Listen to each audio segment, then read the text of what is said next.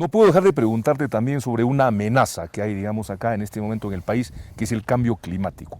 Quisiera que nos cuentes en el caso específico de acá. Así es. ¿Qué está pasando? ¿Qué se Ay, puede hacer? ¿Qué medidas se deben tomar? correcto.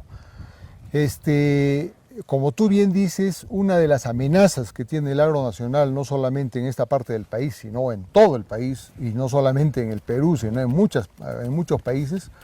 Recordemos que, según los expertos internacionales, el Perú es uno de los 2 o 3 primeros países que podrían ser más afectados con este cambio climático y afectar todos sus microclimas que tiene y que son parte de la riqueza que tiene el país para producir tanta variedad de producción agrícola, ¿no?, y ganadera. Entonces, sí, ciertamente una de las amenazas que tenemos es este cambio climático. Es un factor que desgraciadamente no lo podemos controlar, pero que sí podríamos prevenir de alguna manera. Mira, Ricardo, yo nunca he sido un tipo radical en lo que es ese enfrentamiento que se quiere mostrar aquí en el país por parte de mucha gente, donde quiere enfrentarse al agro y la minería. Hay que reconocer que la minería, como actualmente está llevada en estos momentos, es bastante perjudicial, sobre todo la minería informal. Nos contamina ríos, nos contamina pasturas, nos contamina animales y probablemente esté contaminando en gran medida al hombre mismo. Pero hay sistemas de minería limpia que tienen que implementarse acá y hacer que la minería sea el gran aliado del sector agrario. Todos los recursos de los cánones mineros podrían dirigirse para beneficiar a todos los productores que están dentro del ámbito de una minera. Como, por ejemplo, haciendo que esos recursos vayan en primer lugar a realizar estudios hidrográficos para saber de dónde vamos a sacar agua, o para hacer pequeñas, inclusive mini represas que podrían almacenar volúmenes de agua que podrían por lo menos permitir la producción de determinado número de familias, ¿no? Hacer estudios hidrográficos para en el futuro poder hacer pozos tubulares, ¿no?, profundos, hasta encontrar napas freáticas bastante interesantes. Acá en Puno tenemos napas freáticas muy interesantes a pocos metros de sobre el nivel. Y no existe un estudio, digamos, que te pueda... No hay estudios así integrales del departamento, o siquiera de la zona o del distrito, que permitan, pues, decir, oye, nos llegó la sequía y bueno, metámonos acá, porque a la larga el agua vamos a tener que meternos adentro para sacarla. Entonces, parte de esos recursos de la minería deberían permitirnos estos estudios. Y una vez que tengamos localizado, zonificado todas estas zonas donde se podrían hacer pozos que podrían beneficiar a muchas familias, luego proceder también a hacer los pozos, o ya empezar con una visión de prevención. Tú sabes que el Perú toda la vida lo que ha hecho es ya empezar a poner la cura cuando ya tiene el fenómeno o el problema encima. Por alguna vez en la vida, y frente a este cambio que es muy serio, no es un tema de juego, hay que empezar ya a prevenir las cosas de muchas maneras, ¿no? Seguir con estos programas de cosechas de agua, siembras de agua, como te digo, pequeñas mini represas, porque acá inclusive ha habido proyectos para hacer grandes represas, pero yo no sé si con los niveles de agua ya toda esa inversión sería viable. Yo creo que haciendo micro represas en sitios muy estratégicos y muy bien estudiados podría paliarse bastante el problema que estamos por empezar a caminar. Estamos en los inicios de esto, ¿no? Digamos, se nos ha comentado que, por ejemplo, ya se están viendo especies que no eran de la zona, ¿no? Por ejemplo, acá en Puno, ¿no? Así es. Ahí, eso te das cuenta en una serie de insectos, inclusive, que antes tú no tenías acá. Tú ibas a los campos de Puno y nunca tenías problemas de que te atacaran los mosquitos y te picaran por todo lado.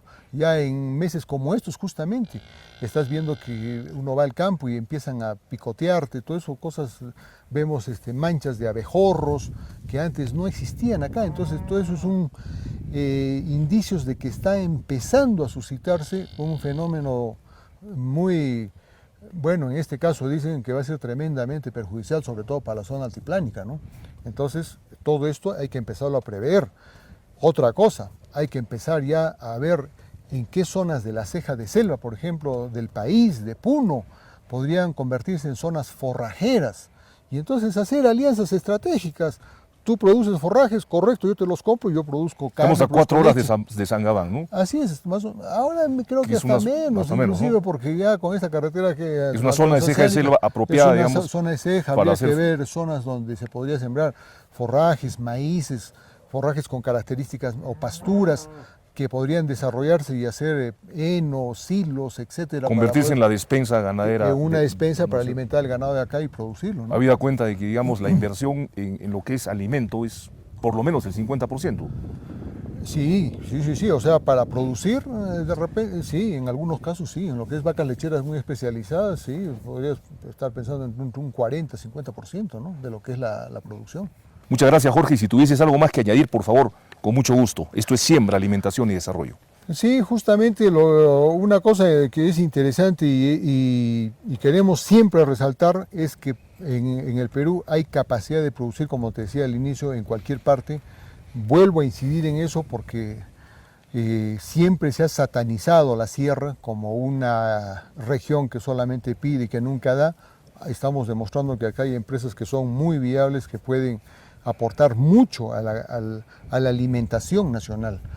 Y una invocación, ¿no? O sea, lamentablemente, y esto es cierto, o sea, muchas de las decisiones técnicas dependen de las decisiones políticas, porque son los políticos los que manejan el país. Entonces, hacer una invocación, ¿no?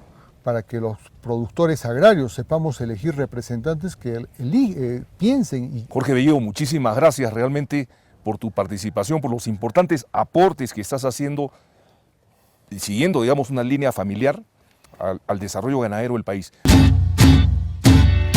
Para conocimiento del público, la municipalidad ha apoyado con la organización, entre otras cosas, ha facilitado el auditorio en donde se han realizado las charlas magistrales y los cursos, ha facilitado la movilidad, que es muy importante, que se está realizando en varias localidades aledañas. Se están visitando varios proyectos y varias localidades, varios establos lecheros, en donde se están realizando clases prácticas, y eso es algo que realmente, señor alcalde, se valora y se agradece, porque son pocas las municipalidades que se preocupan realmente, digamos, por apoyar el agro. Más de 10.000 en este momento habitantes, lo que estamos viendo como actividad preponderante que desarrollan acá en la zona es justamente la ganadería. Y la ganadería en otro tiempo estaba dedicado también a la crianza del ovino, pero como el ovino no tiene prácticamente el rendimiento del caso acá en la zona, por los mismos cambios que se han hecho, entonces los productores pecuarios han tenido que adoptar la crianza y el mejoramiento del vacuno, especialmente en lo que es el bronzuís.